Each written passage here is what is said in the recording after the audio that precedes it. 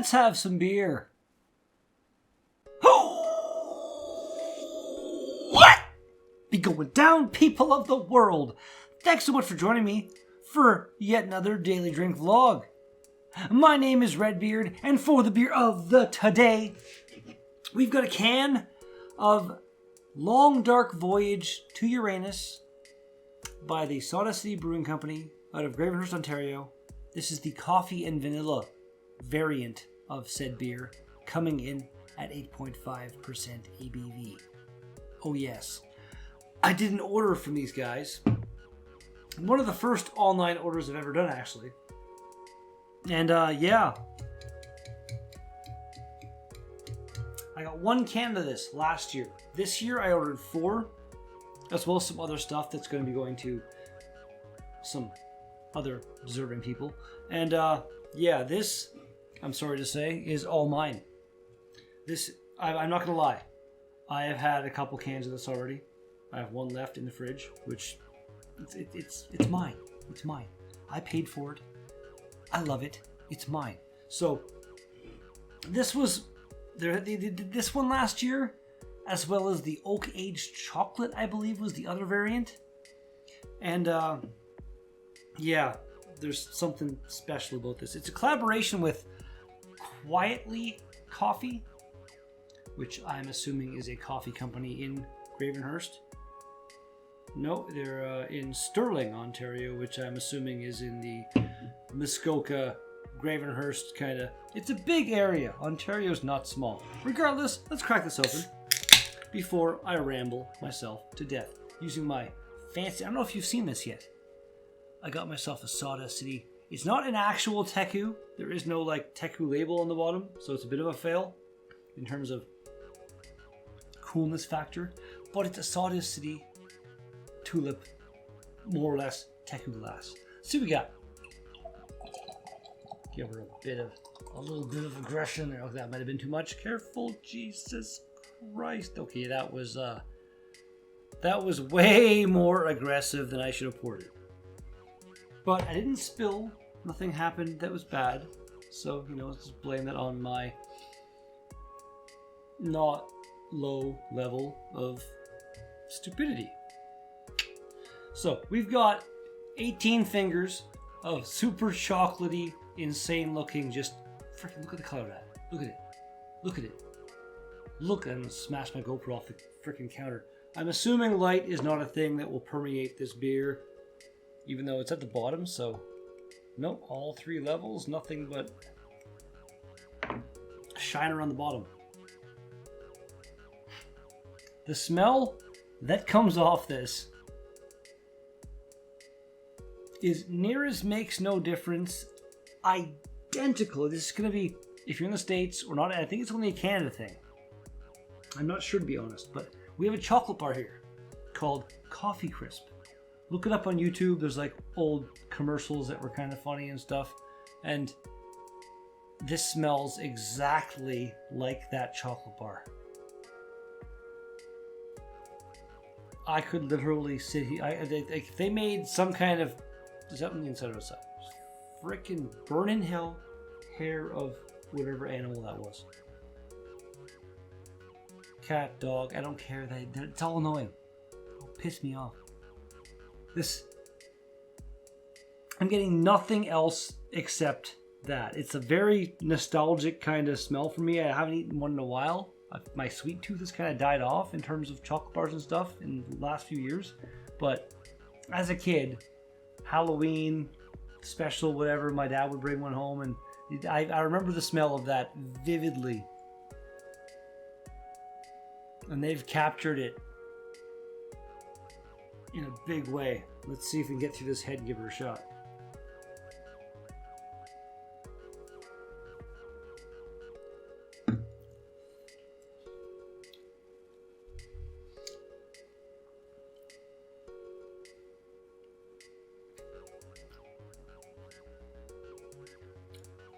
Vanilla's there in a big way. Coffee's there in a big way. Chocolate is in your face. This is one of the most delicious. It's not super high ABV. It's 8.5%. So it's not, like one of those crazy, it's not barrel aged. It's just whatever they did to it to make it this. But whatever they did to it to make it this is as close as I can think of to perfect in terms of like a flavored high ABV stout. This is so, I can't even imagine if they did some kind of barrel aging on this and made this come out in like a higher ABV. This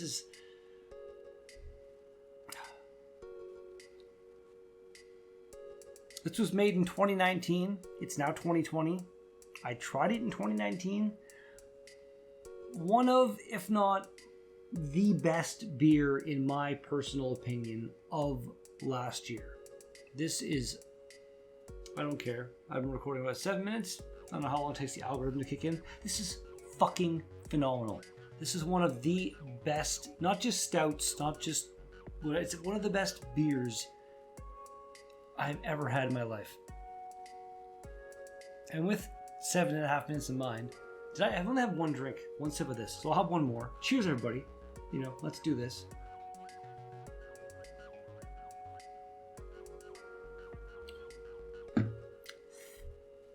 The bitterness from the coffee is there in a big way.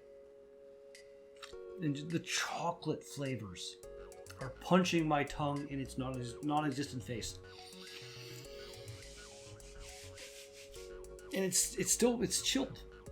This one actually wasn't cold because it was on the bottom level of my fridge where stuff doesn't really get super cold, so it's, but it's so good. I'm taking a break right now and enjoying this more than I've enjoyed so many other things in my life.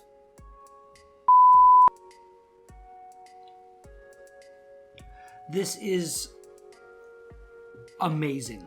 Like, it almost doesn't even have any beer flavor to it. It's just chocolate, coffee, vanilla. Fantasticness. I can't even really express just how good this is. It is currently still available on their site at sawdustcitybrewing.com. I'm not sure how much they have left. I imagine the stock is kind of dwindling, so if you're in Ontario, one of the kind of only real, qualifications you have to meet to order it online, I recommend ordering it online. I may order some more myself or just hop in my car and take a little road trip because I love this beer. I love it. And I'm sad it's going to be gone when this is done. It was what was the price was here somewhere?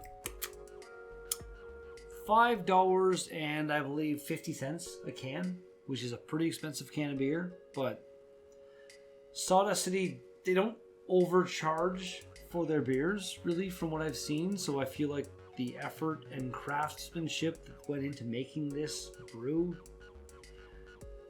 and I've kind of delved a bit more into the world of like craft beer last year and stuff like that, and kind of met more people and seen what goes into it and the labor that it takes to make some of these beers. Like the coffee and the vanilla, whatever it took to put that into the beer and stuff. It might have been a big thing, and it's so good. The end product, in my personal opinion, worth that bit of a premium in price.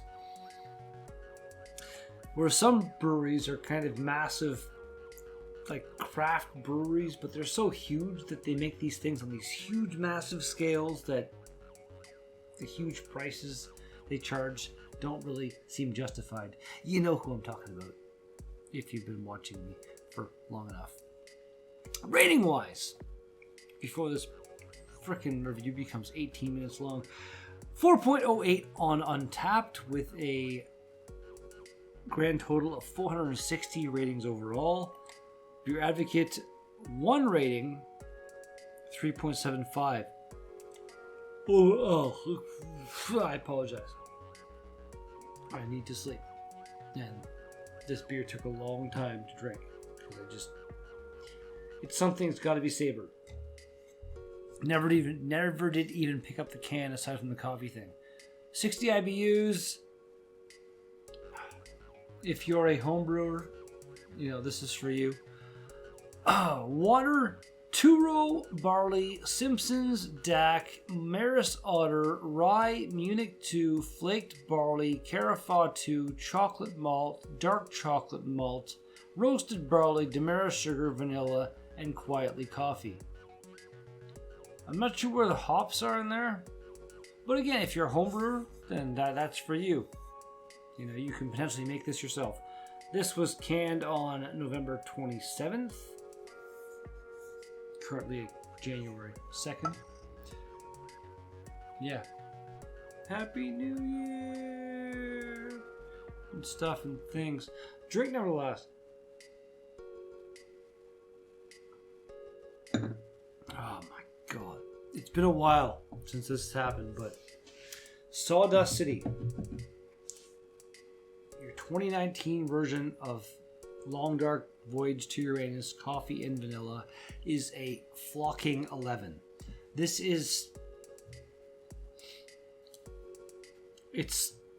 coffee is right there slapping you in the face like it should be. Like, I'm kind of comparing this to the beer I had yesterday, the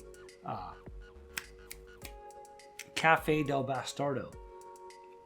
That has a higher ABV. It's barrel aged, so there is a difference overall. But just this says it's coffee, and it's so much coffee.